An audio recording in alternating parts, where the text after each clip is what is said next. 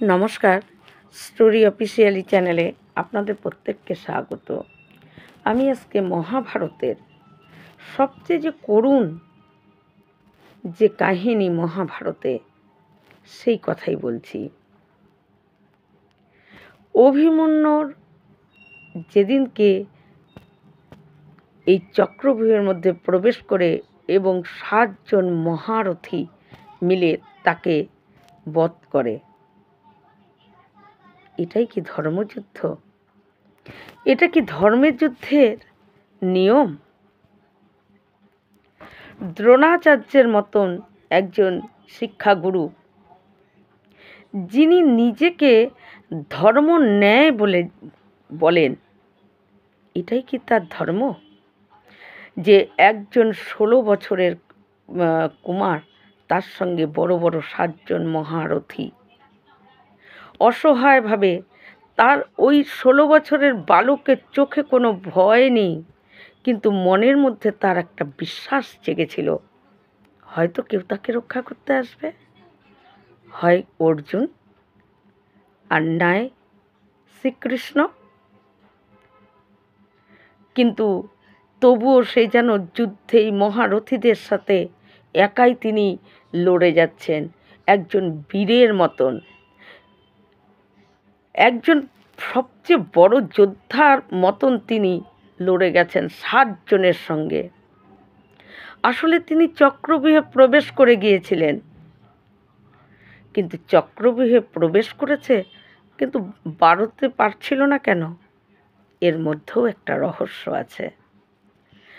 যখন সুভদ্রা গর্ভবতী ছিল, মানে অভিমন্যু তার গর্ভে ছিল, সেই সময় অর্জুন আর ভগবান শ্রীকৃষ্ণ, তারা দুজন এই চক্রব্যূহে প্রবেশ করার কৌশল নিয়ে তারা আলোচনা করছিল, আর সুভদ্রা সেটা শুনছিল।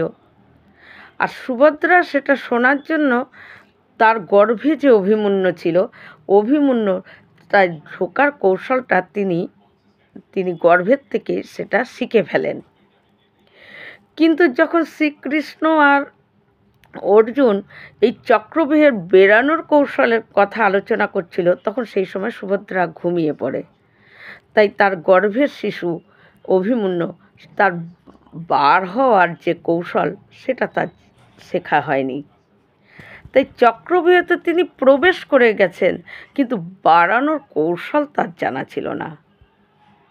কিন্তু তার চোখে মুখে যে বিশ্বাস ছিল যে হয়তো অর্জুন বা শ্রীকৃষ্ণ আসবে তাকে রক্ষা করতে, কিন্তু সেদিন অর্জুন সেখানে ছিল না। অর্জুন সেদিনকে সুদর্শন নামে এক রাজার সঙ্গে তাকে যুদ্ধ করার জন্য দ্রোণাচার্য আদেশে সে সেখানে দূরে যুদ্ধ করতে গিয়েছিল। তাই এটাও কিন্তু একটা যে কৌশল না, সেটা কিন্তু বলা যায় না, এটাও ছিল একটা কৌশল। কারণ দ্রোণাচার্য জানতো যে একমাত্র অর্জুন এই চক্রব্যূহে প্রবেশও করতে জানে এবং তার বেড়ানোর কৌশলও সে জানে। তাই তাকে সেখানে থাকা চলবে না, তাকে যেমন করে হোক কৌশল করে হলেও তাকে দূরে কোনোখানে যুদ্ধের জন্য বা কোনো কাজে তাকে পাঠানো হবে। তাই সুদর্শন নামক এক রাজার সঙ্গে অর্জুনকে যুদ্ধ করার জন্য সেদিনকে সেখানে অর্জুন চলে যায়। কিন্তু অর্জুন জানতও না যে অভিমন্যু একা যে চক্রব্যূহের মধ্যে প্রবেশ করেছে, অর্জুনের সেটা জানা ছিল না। যখন অর্জুন জানতে পারে তখন অনেক দেরি হয়ে গেছে। অভিমন্যু 7 জন মহারথীর সঙ্গে বীরের মতো লড়েই গেছে, কিন্তু বারবার তার সঙ্গে চক্রান্ত করে তার হাতের থেকে অস্ত্র ফেলে দেওয়ার জন্য এই রকম করে 7 জন তাকে ঘিরে ধরে। কিন্তু অভিমন্যু একা, এক 16 বছরের কুমার, সে ওই 7 জন মহারথী, যার মধ্যে কর্ণ, দ্রোণাচার্য, কৃপাচার্য, দুর্যোধন, দুঃশাসন, জয়দ্রথ, কিন্তু নকুল, সহদেব, ভীম আর হলো যুধিষ্ঠির, তারা যখন সেই চক্রব্যূহের সামনে যায়, দেখে চক্রব্যূহে প্রবেশ করতে গেলে সবার প্রথমে জয়দ্রথের সঙ্গে আগে যুদ্ধ করতে হবে। আর এই জয়দ্রথকে পঞ্চপাণ্ডবেরা একবার অপমান করেছিল, আর এই অপমান করার জন্য জয়দ্রথ কী করেছিল, শিবের তপস্যা করেছিল পঞ্চপাণ্ডবকে যাতে সে জিততে পারে, সেই জন্য তপস্যা করেছিল। কিন্তু শিব তাকে পঞ্চপাণ্ডবকে জিতার জন্য যে বর চেয়েছিল, শিব বলছে যে তাদের পঞ্চপাণ্ডবকে তুমি একদিনের জন্য জিততে পারবে, কিন্তু একদিনের বেশি সেই একদিন তাদেরকে যদি তুমি তারা তোমার সঙ্গে লড়াই করতে আসে, আর সেই দিনকেই তুমি জিততে পারবে, কিন্তু তারপরে সেই দিনটা চলে গেলে তারপরে যদি পঞ্চপাণ্ডব লড়াই করতে আসে, তাহলে কিন্তু তোমার আর বর খাটবে না, তোমার বর কিন্তু একদিনের জন্যই থাকবে, যে পঞ্চপাণ্ডবকে তুমি একদিনই জিততে পারবে। তাই জয়দ্রথ কী করে, ওই অভিমন্যু চক্রব্যূহে যে প্রবেশ করেছে, সেই চক্রব্যূহের যে প্রবেশের দ্বার পথ যেটা, সেই পথেও জয়দ্রথ দাঁড়িয়েছিল, যে সেখানে প্রবেশ করতে গেলে আগে তার সঙ্গে যুদ্ধ করতে হবে। আর পঞ্চপাণ্ডবেরা জানতো যে সেই দিনকেই জয়দ্রথ যে শিবের যে বর পেয়েছিল, সেই দিনে সেই বরটাকে সে কাজে লাগাচ্ছিল, যে আজকে যে কোনো পাণ্ডবরা যদি আমার সঙ্গে যুদ্ধ করতে আসে, সেই যুদ্ধে আজকে আমি জয়ী হব, কেন শিবের বর আছে সেই দিনের জন্য, কেন একদিনই শিব বর দিয়েছিল, তাই সেই বরটা তিনি সেই দিনই সেটাকে পালন করছিল। আর দ্রোণাচার্য তিনি জানতেন যে একমাত্র অর্জুন এই চক্রব্যূহে প্রবেশ করা এবং তার থেকে বাড়ানোর কৌশল অর্জুন জানে, তাই অর্জুনকে ষড়যন্ত্র করে সেই অর্জুনকে অন্য দূরত্বে পাঠিয়ে দেয় যুদ্ধ করার জন্য সুদর্শন নামক এক রাজার সাথে। এদিকে অভিমন্যু যখন সপ্তরথী মিলে একজন 16 বছরের কিশোরের উপরে তারা ঝাঁপিয়ে পড়ে, এমনকি অভিমন্যু অসহায়ভাবে এবং কর্ণ, তার মধ্যেও কোনো দয়া আসেনি অর্জুন পুত্র অভিমন্যুকে দেখে।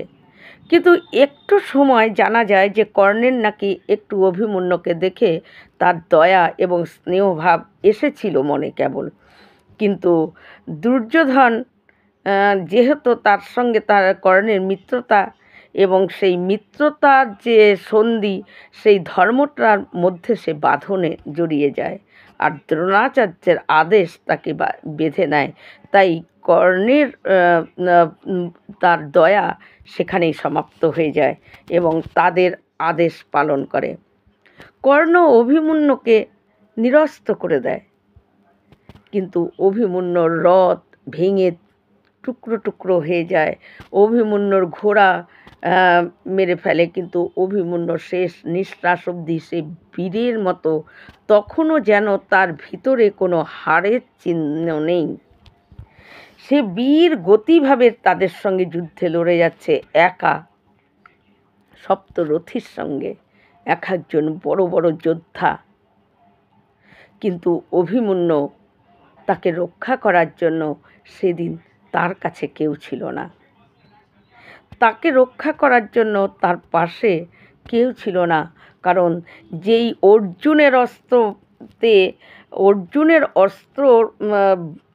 দেখে দেবতারা সুদ্ধা ভয় পায়, সেই অর্জুন তার পিতা সে সেদিন সেখানে ছিল না।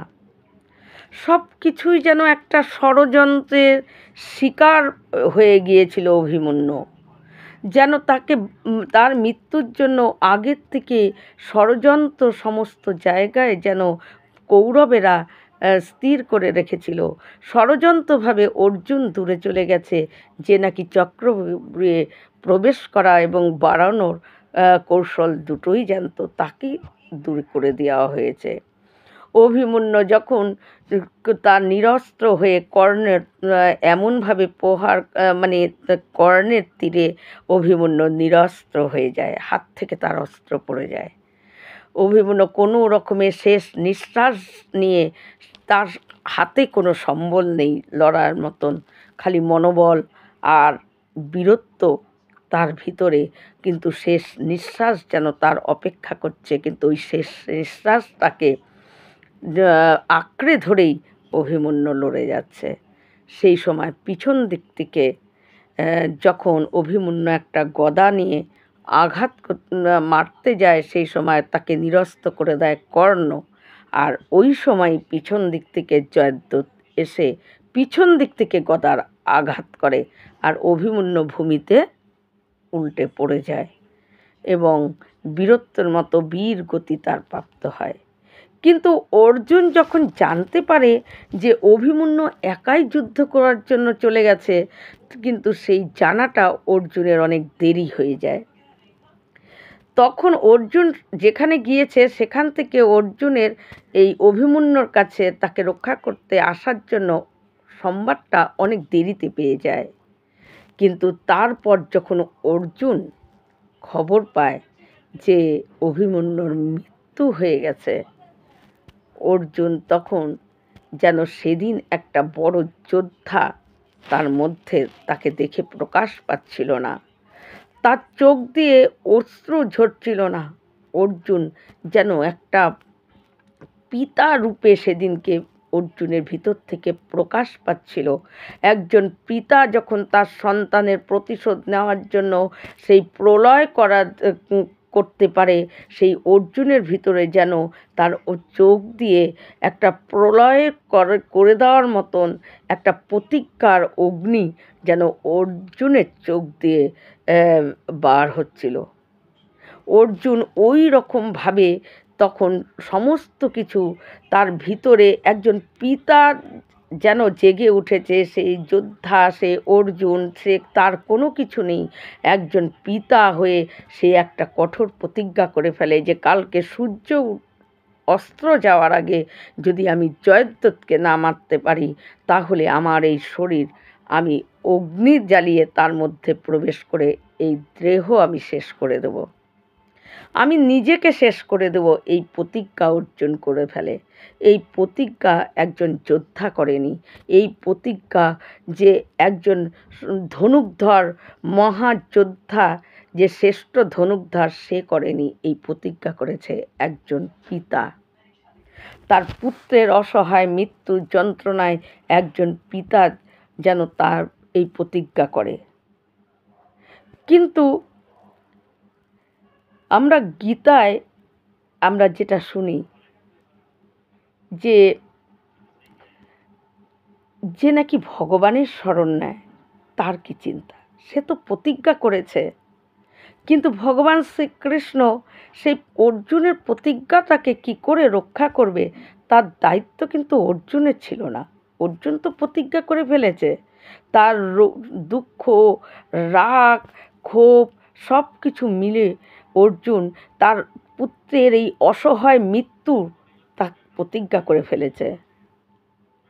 কিন্তু অর্জুন যখন প্রতিজ্ঞা করে, সেই সময় সেই প্রতিজ্ঞার কথা যখন কৌরবেরা জানতে পারে, তাদের মধ্যে ভীষণ একটা ভয় হয়।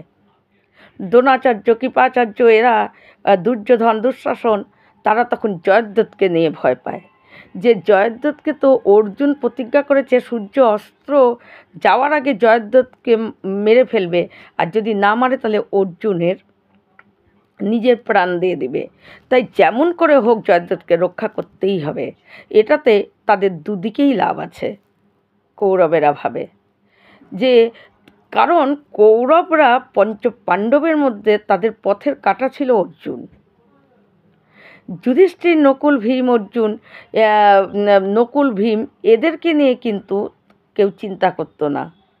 তারা সবসময় তাদের এই কুরুক্ষেত্রের যুদ্ধের প্রত্যেকেরই একটাই চিন্তা ছিল যে অর্জুন হলো তাদের পথের কাঁটা, যে অর্জুন যদি না থাকে তাহলে আমাদের এই কুরুক্ষেত্রের যুদ্ধে একটা চোখ বন্ধ করে তারা জিতে যাবে, তাদের আর কিসের ভয়।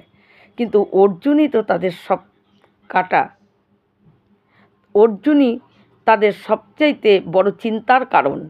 তাই অর্জুন যখন এই প্রতিজ্ঞা করে, আর সেই প্রতিজ্ঞা যখন কৌরবেরা জেনে যায়, কৌরবরা কি করে, পরের দিন সকাল থেকে জয়দ্রথকে একদম বলছে যে সূর্য অস্ত যতক্ষণ না যাবে জয়দ্রথকে যুদ্ধক্ষেত্রেই যেতে দেয়নি, এবং একটা জায়গায় তাকে চারিদিকে পাহারাদার দিয়ে এবং প্রহরী দিয়ে ঘিরে মাঝখানে তাকে বসিয়ে রাখে একটা আলাদা জায়গায়, যে সূর্যের অস্ত যতক্ষণ না যাবে ততক্ষণ তুমি এই পাহারার মধ্যে এখানেই থাকবে, এখান থেকে বার হবে না।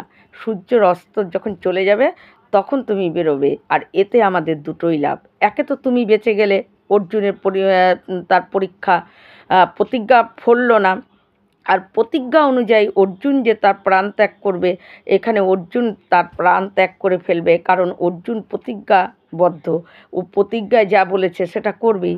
সে যদি না মারতে পারে, বলছে যে তার প্রাণ দিয়ে দিবে, তাই সে প্রাণটা দিয়ে দিবে, আর এতে আমাদের লাভ হবে। তাই জয়দ্রথকে তারা সকাল থেকে পাহারা দিয়ে রাখে। জয়দ্রথ থাকে, কিন্তু স্বয়ং গীতায় ভগবান শ্রীমুখ থেকে বলেছে যে আমার শরণাগত হয় তার আর নিজের কোনো চিন্তা থাকে না, তার পাপ পুণ্য কোনো ফলই তার, সে খালি কর্ম করে যাক, ফল ভগবান সেটা তার বিচার করে। তাকে রক্ষা করার দায়িত্ব ভগবান নিয়ে নেয় যে ভগবানের চরণে শরণাগত হয়। তাই অর্জুন তো ভগবান শ্রীকৃষ্ণ মাধবের চরণেই তার শরণাগত নিয়েছিলেন, তার সম্পূর্ণ সে কৃষ্ণের উপর ছেড়ে দিয়েছিলেন। কারণ গীতায় শ্রীকৃষ্ণ বলেছে যে তুমি যুদ্ধ করো, তুমি হারবে না জিতবে এই চিন্তা তো তোমার নেই, এই চিন্তা তুমি আমার উপর ছেড়ে দাও।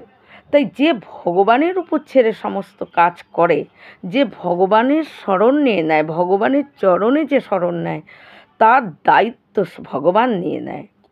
তাই অর্জুন তো পঞ্চ পাণ্ডবের মধ্যে অর্জুন তো সবচাইতে, তিনি ভগবান শ্রীকৃষ্ণ সেই মাধবের উপরই তার নিজেকে তিনি শরণাগত দিয়ে দিয়েছিলেন। তিনি শরণাগতি, ভগবানের উপর তিনি শরণাগত ছিলেন।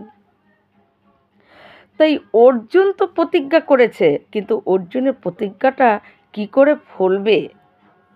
এদিকে তো কৌরবেরা তারা তো নিজেদের মতো করে আনন্দ করছে যে জয়দ্রথকে যদি কোনো রকমে সূর্য অস্ত অবধি তাকে রক্ষা করা যায় তাহলে জয়দ্রথও বেঁচে যাবে, এদিকে অর্জুনও নিজের প্রতিজ্ঞা অনুযায়ী প্রাণ দিয়ে দেবে, এটা আমাদেরই মঙ্গল।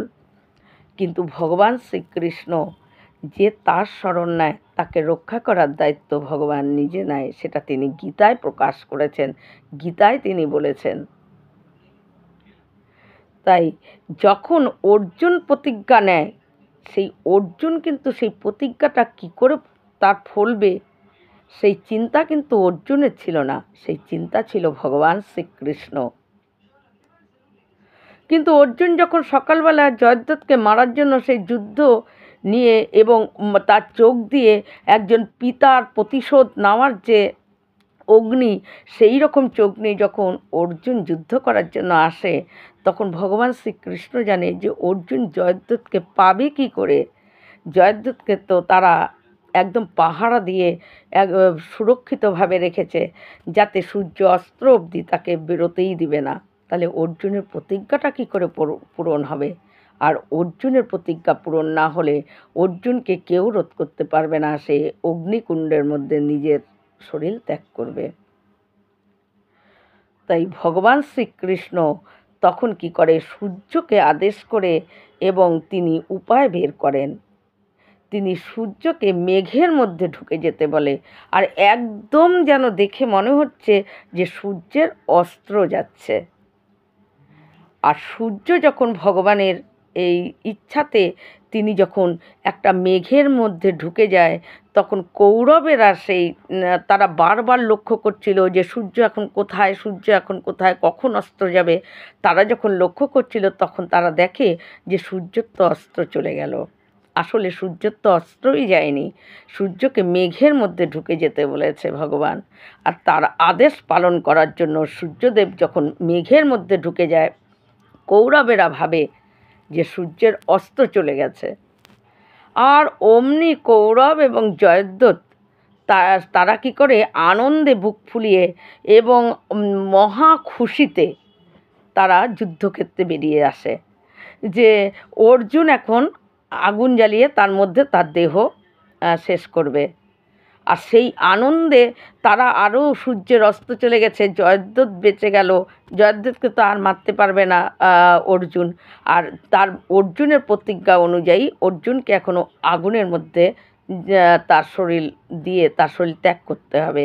তাই এই আনন্দে তারা কি করে, যুদ্ধক্ষেত্রে জয়দ্রথ সহকারে সবাই আনন্দে হা হা করে হাসতে হাসতে বেরিয়ে পড়ে।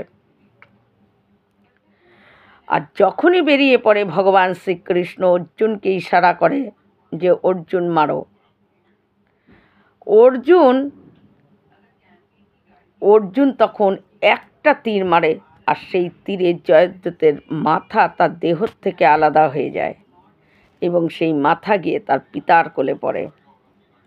তারপর সূর্য যখন মেঘের থেকে বেরায় তখন তারা কৌরবেরা বুঝতে পারে, কৌরবেরা প্রথমে ভাবে যে এটা তো অন্যায়, যে অর্জুন প্রতিজ্ঞা করেছিল সূর্যের অস্ত যাওয়ার আগে মারবে, কিন্তু সূর্যের অস্ত চলে গেছে, এখন কেন এখন কেন অর্জুন জয়দ্রথকে মারল? তাহলে এটা তো তার প্রতিজ্ঞা পরিপূর্ণ হলো না, এটা তো অন্যায়। প্রতিজ্ঞা অনুযায়ী যেটা করার কথা সেটা তো হলো না। কিন্তু সেই সময় ভগবান যখন ইশারা করে সূর্যদেবকে, দেখে যে সূর্যদেব মেঘ থেকে বার হচ্ছে, তখনও অনেকটা সন্ধ্যা হতে দেরি, সূর্যের অস্ত যেতে তখনও অনেকটা দেরি। তখন ওই কৌরবেরা আর কি বলবে, কৌরবেরা তখন দেখে যে আমরা এতটা ভুল দেখলাম, যে সূর্যের অস্ত চলে গেছে, সূর্য তো অস্তই যায়নি, এখনও তো সন্ধ্যা হতে দেরি। এবং এইভাবে ভগবান অর্জুনের তার প্রতিজ্ঞা ভগবান পূরণ করে। আসলে অভিমন্যুর এই যে মৃত্যু, অভিমন্যুর মৃত্যু সম্পূর্ণটাই একটা কৌরবদের ষড়যন্ত্র ছিল। সেদিনকে ষড়যন্ত্র করেই অর্জুনকে সেখান থেকে দূরে পাঠানো হয়েছিল। কারণ তারা জানতো, দ্রোণাচার্য জানতো যে অর্জুন তিনি খালি ওই চক্রব্যূহে প্রবেশও করতে পারে, বারও হতে পারে। তাই অর্জুনকে সেদিনকের জন্য সরাতে হবে। অর্জুনকে সেদিনকে যদি সরিয়ে দেওয়া যায়, তাহলে এই অভিমন্যুকে মারাটা, এই সপ্তরথী মিলে একজন 16 বছরের একজন কিশোর, একজন কুমারকে এই রকম করে মৃত্যু দেওয়া, এটা কোনো বীরত্বর কাজ না। বরঞ্চ 7 জন মহারথীর সঙ্গে অভিমন্যু তার বীরত্বতা, তিনি অর্জুন পুত্র, তার অর্জুনের থেকেও যে তিনি যদি বেঁচে থাকতেন, অর্জুনের থেকেও তিনি আর এক ধাপ উঁচু মহাযোদ্ধা হতেন, তার প্রমাণ তিনি মৃত্যুর দিন দিয়ে গেছেন। এবং বীর গতি শেষ নিঃশ্বাস অবধি তিনি কোনো ভয় না পেয়ে সপ্তরথীর সঙ্গে তিনি লড়ে গেছেন। কিন্তু তাকে পেছন দিক থেকে আঘাত করা হয়েছে, যেটা ধর্ম যুদ্ধে, যেটা কখনোই ধর্ম মতো কাজ না। একটা যুদ্ধক্ষেত্রে সামনাসামনি যুদ্ধ করতে হয়, পেছন থেকে আঘাত করা এটা অধর্মজনক কাজ। কিন্তু মহাভারতে আমরা বারবার দেখি যে কৃষ্ণকে প্রশ্ন করা হয় যে তুমি কি এটা অধর্ম করনি?